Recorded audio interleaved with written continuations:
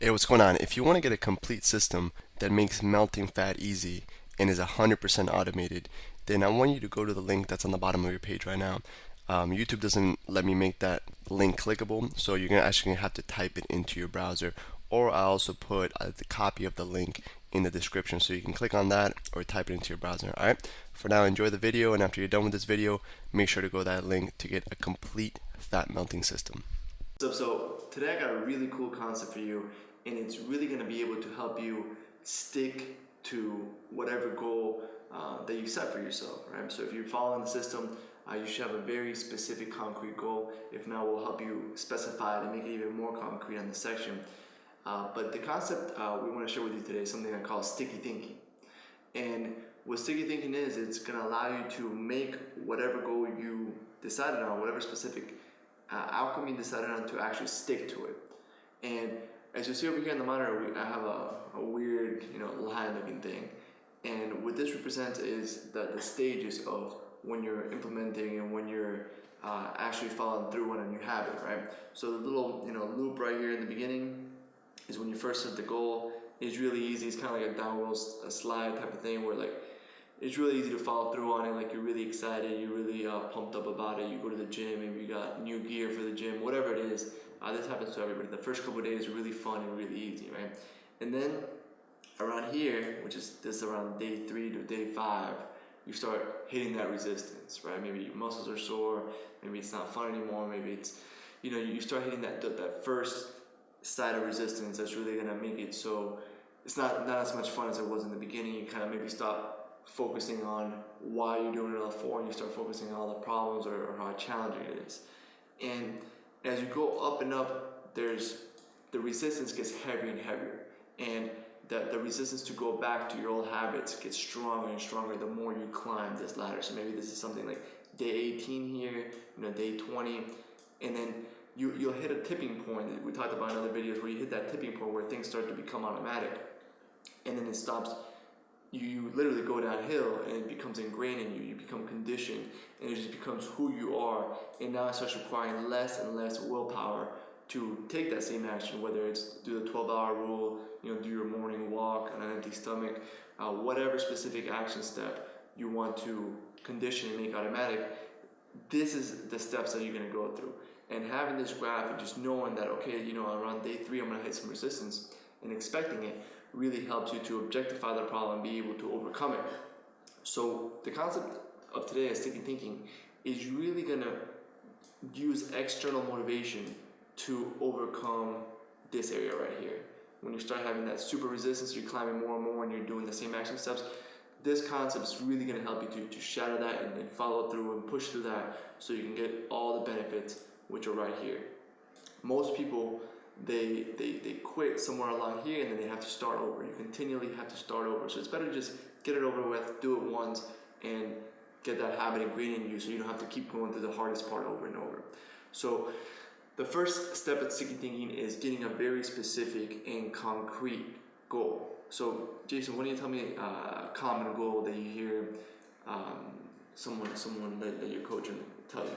Yeah, I mean, the biggest problem, like Alex said, is that you have to be goal-oriented. So most of the time you'll hear people that come in, or they'll say, I want to get in shape, or I want to get fit, or I want to be healthy. So let's take that one, they get in shape, right? So let's say I go to you and I say, okay, I want to get in shape. What would you tell me? How would you make that more specific and more concrete? I mean, the first thing I'm asking is what is get in shape? I mean, get in shape, there's a million different definitions for it. Yeah. So I asked them, I'm like, what is get in shape? And for you, you have to ask yourself, what does get in shape mean? What does it mean you can do? What does it mean you are? What does it mean everything for you? How do you know when you're in shape? It's a great question to ask. It's a really good question.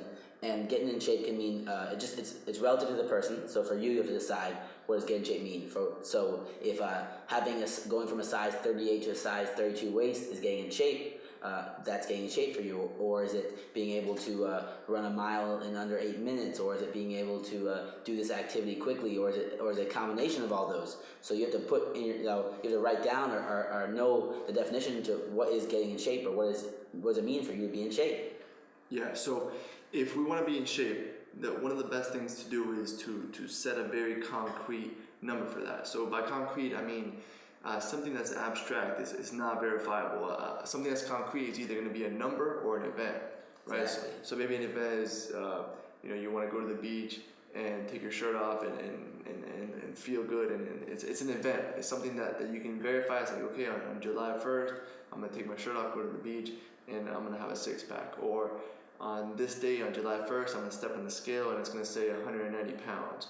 Or on July 1st, I'm going to run a mile under 7 minutes, or whatever your specific concrete goal that you're going to set is, right? And you want to detail it as much as possible. I mean, you want this to be detailed like crazy. The more detailed, the better.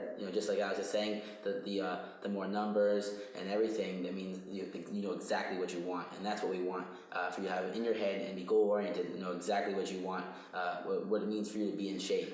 Yeah, because once you're very specific, I don't know if you've ever had the experience of when you get a new car, or you buy anything new, you start seeing it everywhere around you, right? So maybe let's say you get like a new BMW, you start seeing that BMW everywhere, and what that is a... Hey, what's going on? If you're enjoying the video so far, do me a huge favor and click on the like button below.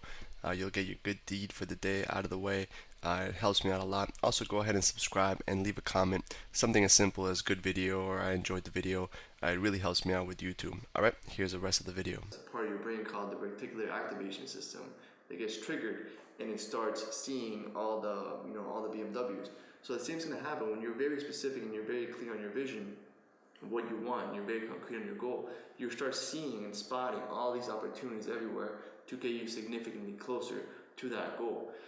So that's why it's so important to be crystal clear, because your brain unconsciously starts spotting all these ways to get closer. So if your goal is to weigh 190 pounds, then you'll start seeing all these new opportunities that maybe we can't even spot because it's specifically for you. Maybe you start seeing, okay, something that's going to get me closer there is on my way to work. There's this great place. I'm going to stop there and create a new ritual for myself to work out or to eat, or you change the locations to where you eat lunch. So you start spotting all these opportunities to get you closer to your goal based on all these principles that you're learning inside of the program. So the first thing is that get crystal clear on your vision, make a very specific concrete goal, put a date on it, and that's what you would actually put on your six-pack piece of paper. And this is another thing we're adding to our six-pack paper. On top of just having that paper, now we're going into more detail on exactly how you're going to use it. We have our exact definition of what get in shape is, or whatever your goal is, and now this is another tool, and I believe it's one of the most valuable tools to sticking to it, and that's why we call it sticky thinking. It's going to make you stick to that goal and make it accomplishable. So let's get to the sticky part. So now you have a very concrete, specific goal, right? So let's say it's weigh 190 pounds by X date. Now what I want you to do is decide what one action is going to get you closer to that goal than everything else.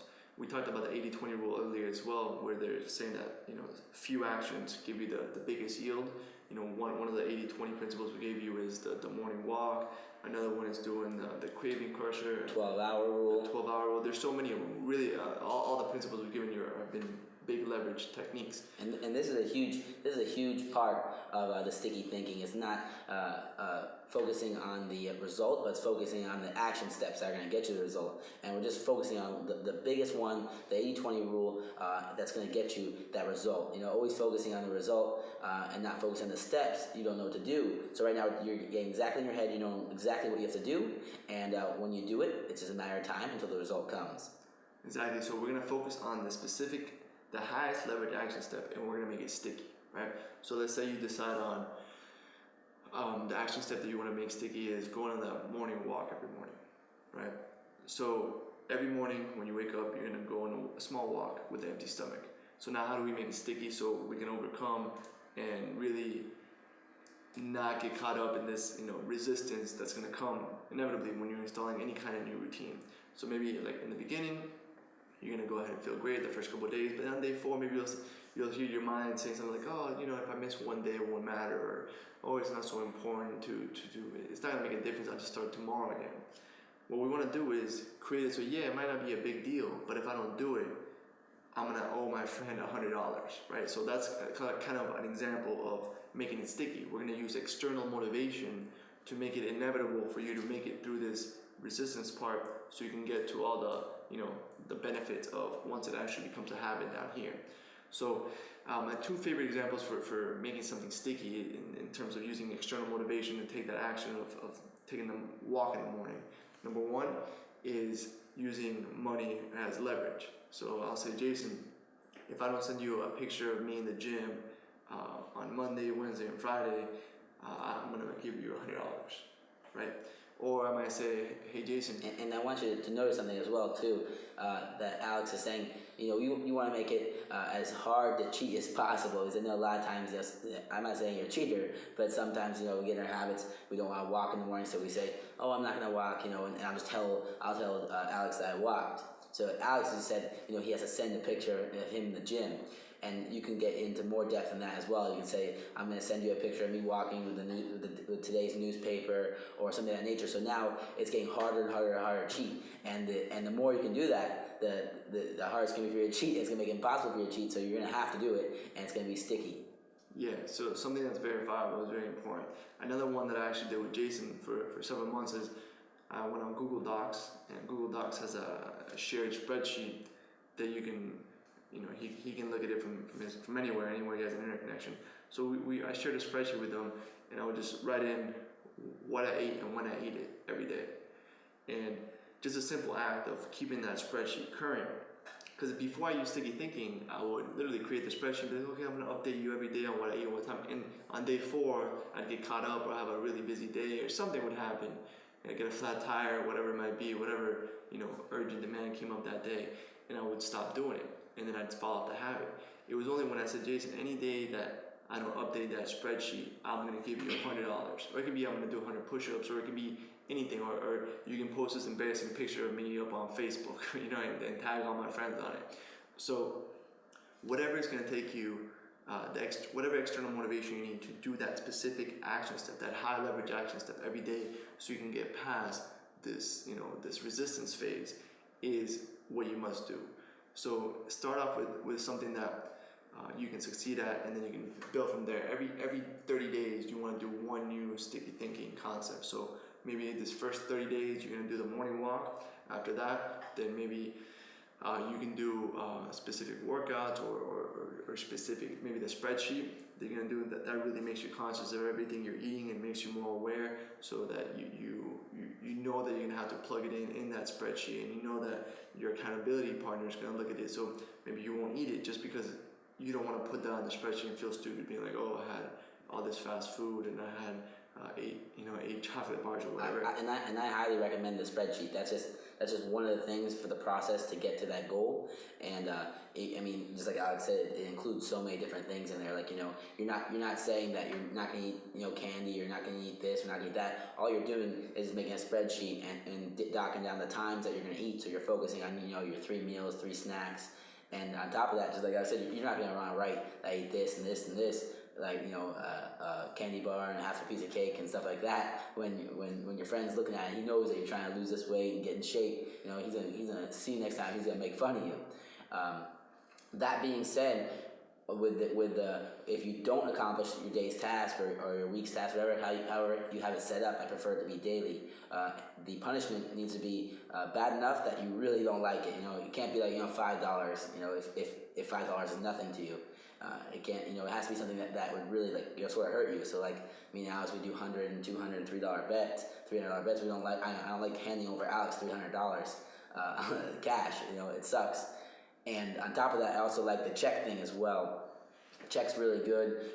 You write the check out every time before you start. I'm gonna hand the check to Alex, and when I hand the check, now it's written out, it's signed, it's everything, and he knows when the thing's not accomplished, when I didn't accomplish my daily task, he's gonna go to the bank and cash it. So it has no. I have no effect to pay him. I don't have to pay him now. And sometimes we don't hold up to our bets. And you gotta make sure you hold up to it, because when you know for a fact that Alex is dying to cash the $300, he needs to go pay his cell phone bill, and he needs the $300, and he's dying for you to fail. Damn well that you're not gonna do it, and you're gonna make sure you stick to whatever you have to do that day. Your daily walk or your 12-hour rule, and that's how we do it. And just something that you're aware that you should feel a little bit of anxiety when you write that check. Yeah. Now that you're probably doing something very easy. Every time I do it, I feel a little uncomfortable, like I'm stepping outside of my comfort zone. and I feel a little bit anxious when I'm setting one of these commitments. And I just want you to know if while you're committing to it, you feel a little uncomfortable, that's totally normal, right? You should feel slight anxiety when you make a certain commitment, whether it's with money or whether it's with a check or whether it's, hey, if I don't do this every single day and verify it like this, you can post this embarrassing picture up on me on Facebook. Whatever it is that you're going to choose to make it sticky, make sure that you understand that you should feel uncomfortable. There's a quote I read that, all progress happens when you step outside of your comfort zone. And I find that to be true, unfortunately. You know what I mean? Hopefully, you can make progress while you're comfortable, but in my life, I've noticed that most of the progress I make happens when I step outside of my comfort zone. So, and this is something that we do 24/7. We did it for some technique that we were just starting. We changed it up, just like Alex said, we change up every 30 days, the sticky thinking process, because just like a shower, or the metaphors we've used before, that once you take a shower, you get dirty a little bit later, and it requires another shower. So it's the same thing with sticky thinking. We go up the slope and we go down, and now it's automatic. But automatic, it can change. We get little bumps in the road. Sometimes a machine breaks down, and we start to get a little less automatic, and we get back on our sticky thinking, and we go right back downhill. And it's a lot easier every time we get back on our sticky thinking, and it holds us accountable. That's the biggest thing, that we're a little uncomfortable, and we have to be accountable. Otherwise, we get punished. and this external motivation, you're not gonna have to use it forever, right? So it's just in the very beginning stages where you're having this resistance. I really recommend external motivation. And to me, I found that there's nothing that'll make you make more progress faster than sticky thinking, because you can you've seen all the fat doctors, all the fat nutritionists, all the fat personal trainers, they all know what to do, but they can't get themselves to do it. And I think that's one of the biggest reasons why, because our logical brains or emotional brains are often in conflict. This principle kind of aligns everything together. So yeah, it's going to be super painful if I don't apply what I logically know is going to be best for me in the long term.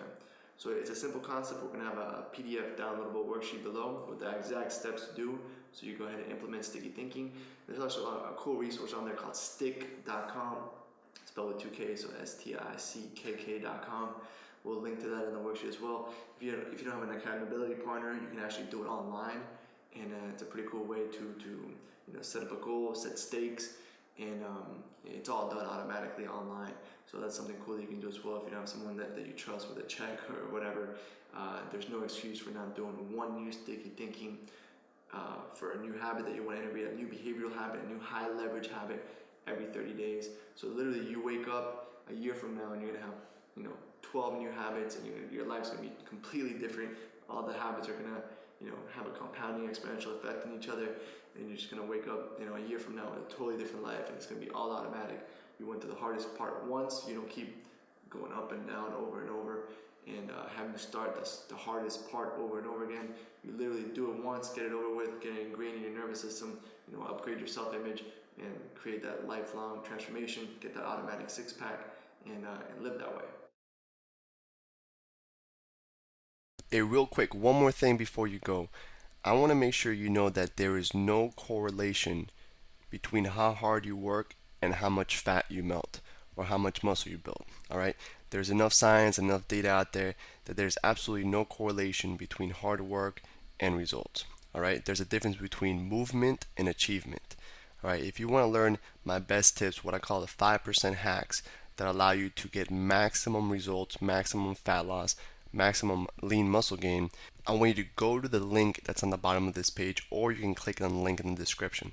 All right, you're going to get a complete system for melting fat in an intelligent and streamlined system. I'll see you there.